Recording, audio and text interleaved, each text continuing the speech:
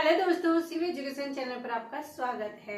मौसम चेंज और इस समय इतनी गर्मी की वजह से क्या हो रहा है कि गला थोड़ा खराब है, इसलिए क्षमा चाहती हूँ कि आवाज़ साफ नहीं आ रही होगी। लेकिन हमें अपनी पढ़ाई निरंतर रखनी है, चाहे बीच में और हमारे रास्ते में कितनी भी रुकावट आए। तबीयत खराब होना ये सब एक नेचुरल है। अब इस वजह से हम ये तो है नहीं कि 10-15 दिन की छुट्टी कर लें, जी बिल्कुल नहीं।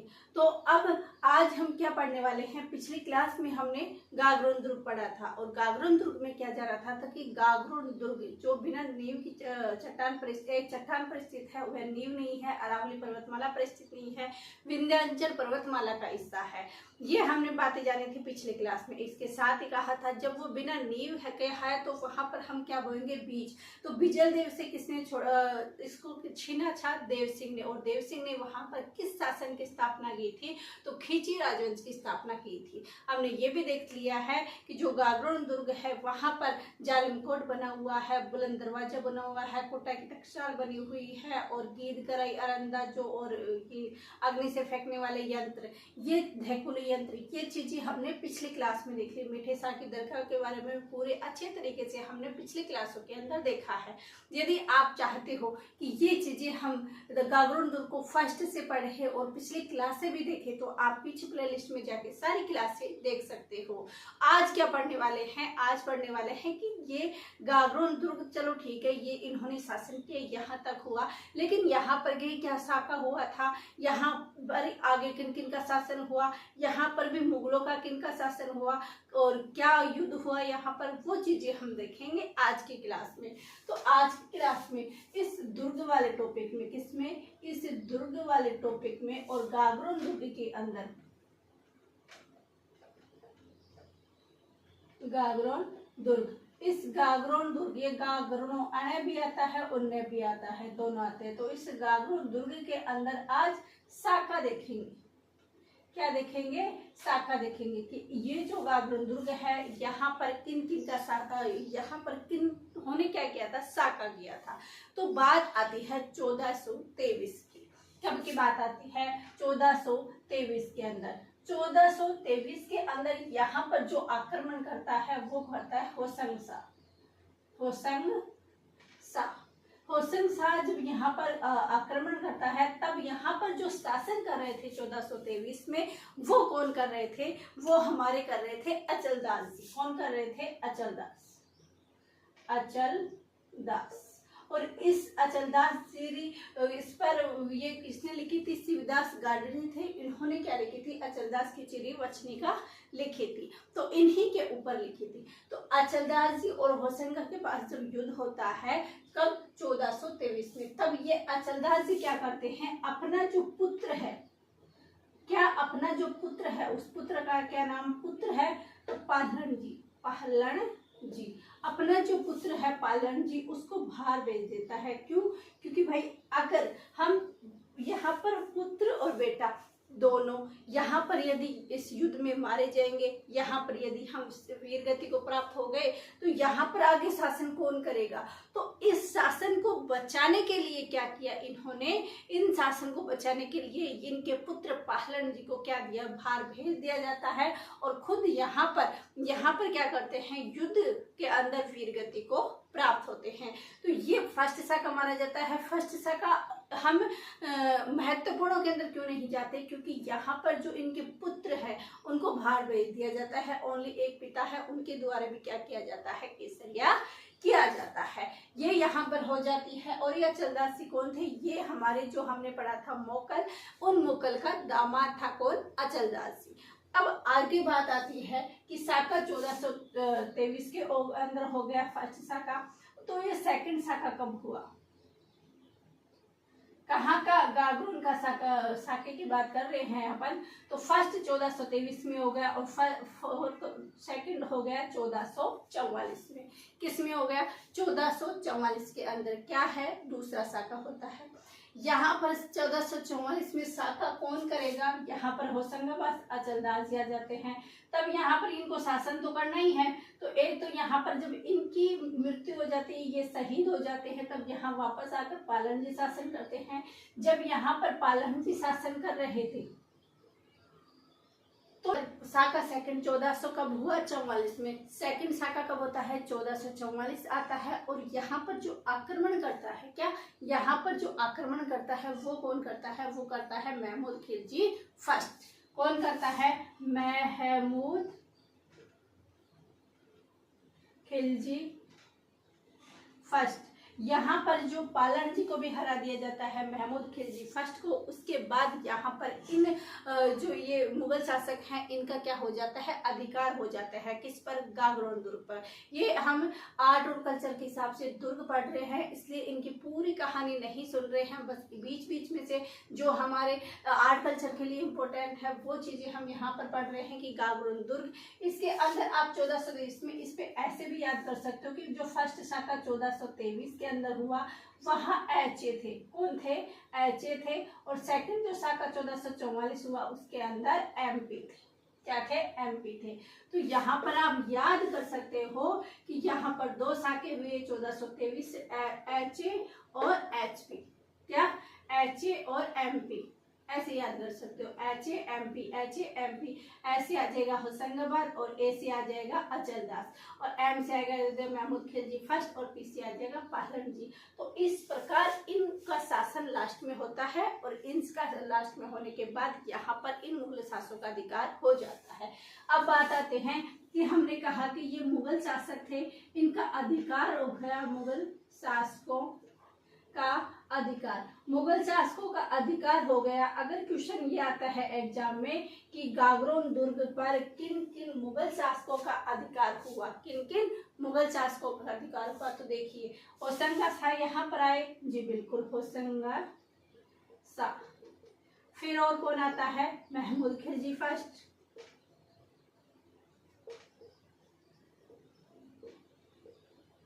महमूद खिलजी फर्स्ट। तो कौन कौन आ जाए? होशंगा शाह के महमूद खिलजी फर्स्ट। आगे एक आ जाता है यहाँ पर अकबर, क्योंकि अकबर ने क्या किया था? अकबर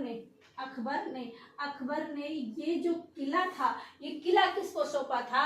तो कल्याणमल, बीकानेर के जो कल्याणमल थे उनका जो पुत्र था पृथ्वीराज राठौर, उनको ये किला सौंपते हैं और उन्होंने यहीं पर वैली कुसुमरी रकमणी की रचना की थी। यहीं पर की थी, किसके अंदर? गागरोन दुर्ग में। इसलिए कहा जाता है कि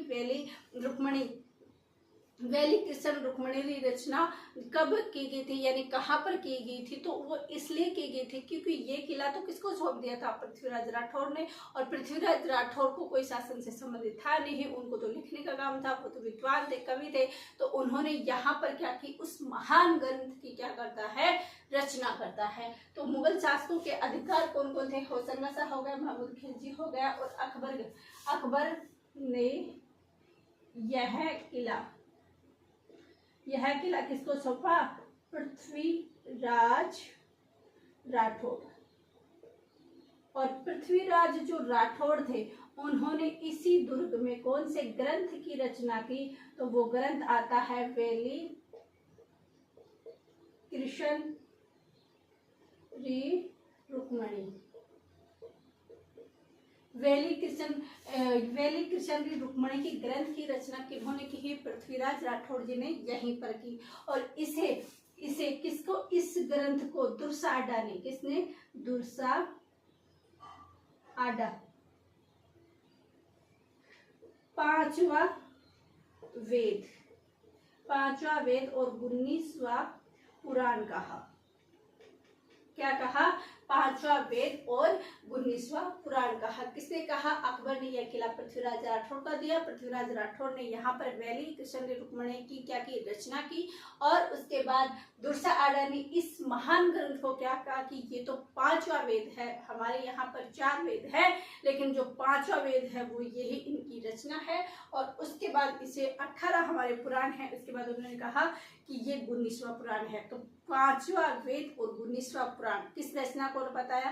पृथ्वीराज राठौड़ की रचना। यहाँ पर देखिए हमने क्या लिखा था? मुगल शासकों का अधिकार होशंगा शाह, महमूद खिलजी, अकबर और आता है बहादुर शाह। इन्होंने क्या किया? यहाँ पर अधिकार किया। गागरोन पर किन किन का अधिकार था? तो इन शासकों का, किन किन शासकों का अधिकार था, तो इन शासकों का अधिकार था होशंगा शाह, महमूद खिलजी, अकबर और बहादुर शाह। इन लोगों का क्या था, यहाँ पर इन्होंने शासन किया। अकबर ने ये किला किसको दिया, पृथ्वीराज राठौड़ को यह किला दिया। अकबर ने तो पृथ्वीराज राठौड़ को ले दिया, लेकिन उसके बाद आता है जहांगीर। तो जहांगीर ने यह किला किसको दिया, तो बूंदी के आते हैं राव रतन सिंह। तो जहांगीर ने इस किले को किसको दिया, राव रतन सिंह को दिया। और जहांगीर के बाद आता है शाहजहां। शाहजहां ने इसको किसको दिया, इसको दिया माधो सिंह को। किसको दिया, माधो सिंह को किया। और इसके बाद माधो सिंह ने इस गागरोन यानी झालावाड़ से अलग किसकी स्थापना कर देता है, वो कोटा राज्य की स्थापना कर देता है। कोटा राज्य की स्थापना हो जाती है, कोटा राज्य की स्थापना। इस प्रकार कोटा राज्य की स्थापना हो जाती है। मोटे तौर पर हमने कहा कि जहांगीर में राव रतन सिंह को दिया जाता है और शाहजहां माधो सिंह कब 1631 में यहाँ पर क्या करते हैं, यहाँ पर करते हैं कोटा राज्य की स्थापना। कब, शाहजहां माधो सिंह को कब देते हैं, 1631 को यहाँ पर कोटा राज्य में करते हैं। और 2013 को विश्व विरासत सूची में शामिल किया जाता है, विश्व विरासत सूची में शामिल किया जाता है। और 2018 के अंदर इस पर 5 रुपए की क्या हो जाती है, डाक टिकट जारी हो जाती है। क्या हो जाती है, डाक टिकट जारी हो जाती है। तो ये बातें थी हमारे गागरोन दुर्ग के बारे में जो रह गई थी। ये चीजें हिस्ट्री ऑफ 125 से है, और हिस्ट्री ऑफ 125 से हमें तो जीके पढ़ना है। जीके में आर्ट कल्चर भी आएगा और हिस्ट्री भी आएगी। साथ ही ये चीजें हमें ध्यान रखनी है। हम करते हैं ये तो थोड़ी डीप लेवल चला गया, ये थोड़ा कम लेवल है, ये नहीं आएगा। ये आप डिसाइड करने वाले नहीं होते हो कि पेपर में क्या आने वाला है। पेपर के अंदर जो आएगा वो सिर्फ एग्जाम में जाते हैं, उसके जच गई तो वो कितना भी छोटा क्वेश्चन दे सकता है, और उसके जच गई तो कितना भी गहराई में क्वेश्चन दिखा सकता है। तो हम क्या करें, हमारा काम सिर्फ इतना सा है कि हमें तो 0 लेवल से उठाकर पूरे हाईएस्ट पॉइंट तक हमें वो चीजें आनी चाहिए, पूरी चीज हमें आनी चाहिए, पूरी चित्र हमारे माइंड में बन जाना चाहिए। तो ये चीजें होती है यहाँ पर। तो गागरोन दुर्ग के बारे में देखा कि यहाँ पर 2 साके हुए 1423 में और 1444 में। 1423 में साके होते हैं होशंगा शाह, और कौन थे यहाँ पर, अचलदास खिचड़ी वचनिका। इसकी रचना की शिवदास गार्डन जी ने। अचलदास खिचड़ी वचनिका, अचलदास खिचड़ी वचनिका। इसकी जो रचना की थी, इसकी रचना किसने की थी, शिवदास गार्डन ने। किसने की थी, शिवदास गार्डन ने की थी। और इसकी जो भाषा है, इसकी जो शैली है वो कैसी है, इसकी डिंगल भाषा है। कैसी है, डिंगल भाषा है। तो ये हमने इसके अंदर देखा। फिर इन्होंने क्या किया, अपने पुत्र को भेज दिया और 1444 में उन्होंने वापस से यहाँ पर शासन करने लगा इनके बाद। उसके बाद आता है कौन, महमूद खिलजी फर्स्ट।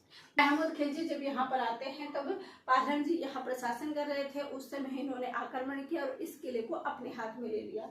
इसके बाद यहाँ पर किन किन मुगल शासकों का अधिकार रहा है, तो हमें पता है होशंगा शाह और महमूद खिलजी फर्स्ट, इन दोनों ने आक्रमण किया था। उसके बाद अकबर आता है और उसके बाद बहादुर शाह प्रथम आता है। अकबर ने ये किला पृथ्वीराज राठौड़ को सौंपा था और पृथ्वीराज राठौड़ जी ने यहाँ पर किया वैली किस्मत रुक्मणी रचना की, और उसे दुर्साहदास जी ने 5वां वेद और 19वां पुराण कहा। उसके बाद हमने कहा कि ये जो यहाँ पर दुर्ग है वो जहांगीर ने किसको दिया, बूंदी के राव रतन सिंह हाड़ा को। किसको, राव रतन सिंह हाड़ा। ये हाड़ा शासक थे, राव रतन सिंह हाड़ा कहाँ के शासक थे, बूंदी के। इन्होंने इनको दिया। फिर उसके बाद शाहजहां ने 1631 में माधो सिंह को देकर इसे अलग से कोटा राज्य की स्थापना हो जाती है। फिर उसके बाद देखा कि 2013 में इसको विश्व विरासत धरोहर के अंदर शामिल किया जाता है और 2018 में इस पर 5 रुपए का डाक टिकट जारी कर दिया जाता है। तो ये थी हमारी छोटी सी गागरोन दुर्ग के बारे में जानकारी। नेक्स्ट क्लास हम कल की क्लास में देखेंगे, कल पढ़ने की कोशिश करेंगे कि बूंदी का किला तारागढ़, उसे तारागढ़ क्यों कहते हैं, इन सब बातों की चर्चा होगी कल की क्लास में। तो कल की क्लास भी देखना ना भूले, आज की क्लास जरूर देखें, और जिन्होंने पिछली क्लास नहीं देखा वो भी देख सकते हैं। और क्लासों को अधिक से अधिक शेयर कीजिए, लाइक कीजिए। अभी तक आपने सब्सक्राइब नहीं किया है तो प्लीज सब्सक्राइब जरूर कीजिएगा। आप सभी का धन्यवाद। Thank you.